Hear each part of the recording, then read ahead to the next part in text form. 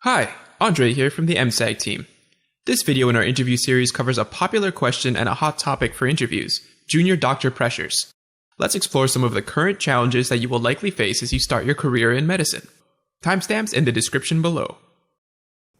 This topic will focus on the rising pressures that junior doctors work under in the UK. When applying for medicine, it's important to focus on all the positive aspects that a career in medicine offers. However, medicine does have its own shortcomings. As part of your reflective practice during your medical school interviews, it's important to acknowledge that there are challenges and pressures that one will inevitably face during their career. Acknowledging these pressures and learning how to deal with them is a vital skill. Can you think of any examples of what we mean by the term pressures in this situation? Think about whether you observe the pressures that doctors go through during your work experience. A few examples may be staff shortages, increase in workload, and a lack of funding. Medical schools could ask about the pressures facing junior doctors because it highlights your maturity and insight into the reality of being a doctor. Your answer will show your ability to reflect on what you have seen during your work experience or what you have read within the news. It also demonstrates that you've made an informed decision and have considered how these pressures will affect you in the future and why they have arisen. Therefore, it's very important that you prepare for this subject. During this topic, we will be discussing why junior doctors are facing greater pressure within the NHS, what are the consequences of working in a pressurised system, what can be done to reduce the pressures that junior doctors are under, and how to answer questions about junior doctor pressures in your medical school interview.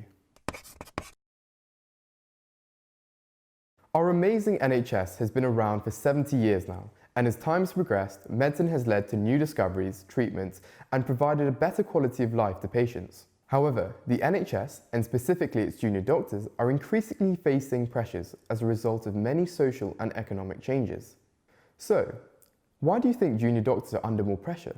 Do you have any ideas what has changed in the recent years to lead to these new pressures? The first fundamental issue is of an ageing population. But what does an ageing population actually mean? When the NHS was set up in 1948, the average life expectancy for a man was 66 years old. As a result of new treatments and medical advancements, people can survive more illnesses than ever before. Therefore, today, this average life expectancy is 81 years old and is projected to reach 91 years old by 2030. Although this means that people are able to live for longer, it does bring its own set of challenges. Doctors across the UK consistently report that their workload is increasing in intensity and complexity as patients are increasingly living with their chronic or long-term conditions. Do you know what chronic conditions are? Well, a chronic disease is one that lasts for more than 3 months and cannot be cured by medication. They include conditions such as arthritis, diabetes, and dementia and require continuous management. Around 18 million patients in the UK suffer from a chronic condition. Their more complex and long-term healthcare needs are placing new demands on the NHS that doctors have to deal with. Another reason for increasing pressures on junior doctors is staff shortages. In recent years, the NHS has had an unprecedented amount of staff shortages, which can be the result of several reasons. Firstly, there have been funding cuts to bursaries available for trainee nurses and midwives, which means that fewer students are applying for healthcare degrees. Secondly, inflexible, unsociable hours and inadequate pay are prompting increasing numbers of doctors to quit. Applications to specialty training are decreasing, while the number of training posts continue to increase year on year. Also, in 2016, nearly 3/4 of all medical specialities faced under-recruitment. Finally, there are more than 160,000 EU nationals working in the NHS, accounting for 10% of doctors. However, due to the uncertainties of Brexit, the free movement of people and their ability to work can be affected by new migration laws, which can exacerbate the pressure already faced by junior doctors. Thirdly, since the beginning of the NHS, there has been a change in public perception as to what it should provide. When it was initially founded, the purpose of the NHS was to provide care for life-threatening conditions. Nowadays, the NHS is expected to provide anything from disease management through to social care. There has also been a shift in the mentality from the doctor is always right towards a patient-centered approach, creating higher public expectations from medical practitioners and greater scrutiny over their mistakes. This can increase the stress faced by junior doctors as a result of more and more responsibilities. Finally, there have been significant increases in NHS activity across the UK in recent years. This, in the context of significant cuts to other services across the UK, such as social care and mental health services, affecting the workload. Doctors' workloads reflect the increasing demands being put on the NHS. For junior doctors in particular, there was a mismatch between contracted hours and those actually worked. This, combined with the NHS's own financial discrepancy between resources and patient needs of nearly £30 billion a year, causes greater pressure on junior doctors. Overall, the fact that the UK has an ageing population with complex, ongoing health needs has been well documented, as has the extent of the financial challenges facing the NHS. It's also harder to recruit and retain doctors across the UK due to the increased demands of the NHS and the lack of funding available. These are just a few of the pressures that junior doctors currently face. There are plenty more that you can read about from our blogs, news articles, and explore through your own work experience placements. Firstly, a substantial impact will be on junior doctors themselves and their well-being. Work activities in the NHS can be highly physical and emotionally demanding, which increases the likelihood of illness and stress. In the 2018 BMA Wellbeing and Workforce Survey, nearly 2/3 of doctors said their stress levels in the workplace have increased, with half of them saying that they have felt unwell as a result of work-related stress. Additionally, the perceived negative impacts on doctors from speaking up and getting support has further repercussion on the well-being of doctors. Doctors have higher rates of mental ill health than many other professional groups, and health professionals as a whole have the highest suicide rates of any occupation in England and Wales. Working in a system faced with financial shortages and increasing workload only exacerbates this risk. There are also feelings of low morale and motivation among the whole profession. 44% of doctors taking part in the 2018 BMA survey described their morale as being low or very low, a significant increase from the 30% of doctors in 2016. Can you think of any reasons for this low morale amongst doctors? One of the most important reasons for this is the recent disputes over the junior doctor contract. The result of the contract has led to many doctors feeling worse off, with a decrease in annual pay and an increase in work rota gaps. Many junior doctors often have to cover the workload of their peers as a result of the rota gaps, or even work at a level above their training. Working as a junior doctor in such a high-pressure environment is stressful enough. Can you imagine having to work twice as much because of staff shortages? Furthermore, as a junior doctor, clinical progression and development is imperative to become even better and more experienced. This mostly relies on the feedback and training they receive from their seniors. However, most junior doctors felt that they didn't have enough time to undertake training with their consultant as a result of the pressurized working environment and the increasing workload. These factors can impact and hinder the professional development of junior doctors. So, those are the consequences that junior doctors encounter when working under pressure within the NHS. To summarize everything, why don't we use an analogy of a marathon? Imagine you're a runner and you've got to run not just one, but 2 marathons because you're running one on behalf of your friend.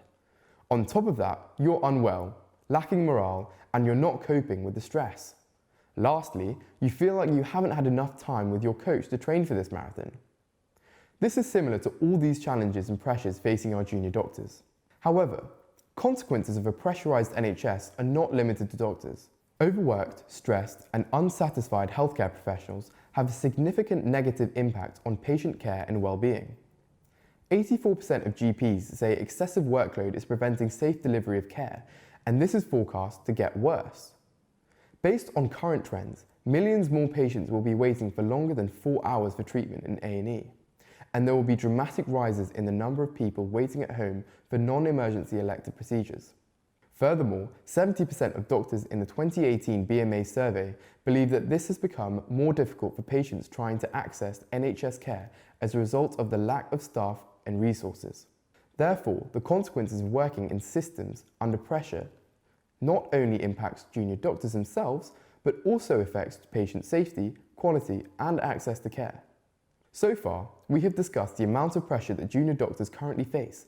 However, it's also important to be aware of what can be done to reduce this pressure. Each year, the number and complexity of the patients that the NHS care for continue to increase. Therefore, it's vital to continue to improve productivity and grow the frontline workforce, especially in priority areas such as nursing, mental health, urgent and primary care. Achieving this will require more training, more recruitment, better retention of healthcare professionals. There should also be a greater emphasis on the physical and mental well-being of doctors. Now that we've had a look at the pressure faced by junior doctors and the consequences, let's have a look at how we could answer questions surrounding these issues in an interview. Imagine you're in your medical school interview and the interviewer says, "Tell me about some of the pressure that junior doctors face within the NHS." How would you respond to this? Step 1. The introduction. Within your introduction, it's important to convey your passion for medicine, but also to demonstrate that you understand it comes with its own challenges. Therefore, you should begin your answer by appreciating the realities of medicine as a career. This highlights your maturity and insight. Step 2. The main body, which is the core part of your answer. Within this section, you need to reflect on your healthcare experiences and highlight the pressures that you have personally witnessed. So, when preparing for your interview, write down any challenges you may have noticed from your work experience. To structure your experiences coherently, you should state a moment when you witnessed the pressure on junior doctors and reflect upon these consequences. How did it affect the junior doctor? Did it impact the well-being of the patients? Furthermore, to make your answer stand out, you could mention how the doctor coped with the pressure, for example, taking deep breaths or talking to a colleague. Did the doctor cope well or badly? You should also state how you would cope when faced with a similar situation. This shows the interviewer that you've acknowledged the challenges within medicine as a career and have a strategy in place to help you cope with it. It could be anything from meditation to having a work planner. Now let's take a look at an example of the main body of the answer. According to the BMA in 2016, nearly 3/4 of all medical specialities faced under-recruitment. I personally witnessed this pressure during my work experience when I saw a foundation trainee looking after 2 wards single-handedly as a result of the gaps within the junior doctor rota. I could tell that she was severely overworked and was under a lot of stress. I noted that she didn't even have time to eat or drink throughout the day and stayed beyond her normal contracted work hours. This rota gap not only affected the foundation trainee, but also had a negative consequence on her patients. Due to the large number of patients allocated to the foundation trainee, many patients were dissatisfied with the level of care that they were receiving and did not have a clear understanding of their treatment plans. Therefore, both patient safety and junior doctor well-being were impacted due to the pressure that this junior doctor faced. I know that as a doctor, it's essential to recognize the limits of your competence and act to improve your skills. Although the foundation trainee aimed to stay organized with all the work, I believe she did not cope well with the amount of pressure she was under. Healthcare professionals have a duty to provide the best quality of care possible. Therefore, if work pressures overwhelm one's capabilities, then they should escalate it to their seniors. This is something that I've experienced within a group project. During my biology team coursework, I was struggling with my part of the task. I did not want the quality of our assignment to suffer, and therefore I confided with the team leader, who was able to provide help with my task. Consequently, I was able to recognize the limits of my own abilities and act upon it. This answer identified a pressure that junior doctors face and reflected upon the consequences of it. It also highlighted the importance of coping mechanisms. Finally, step 3. To end your answer, you need a conclusion. You should conclude your answer by summarizing your main points in a few sentences. Remember that there is no right or wrong answer.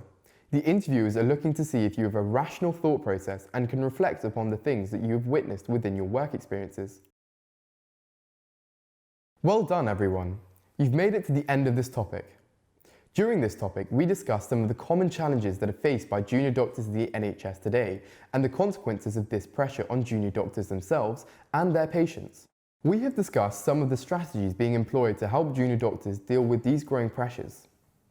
We've also looked at how to answer questions based on pressures junior doctors face in your medical school interview. You should always remember the reason you want to study medicine and allow that passion to reflect in your answers whilst demonstrating your ability to be realistic and appreciating the challenges of modern medicine.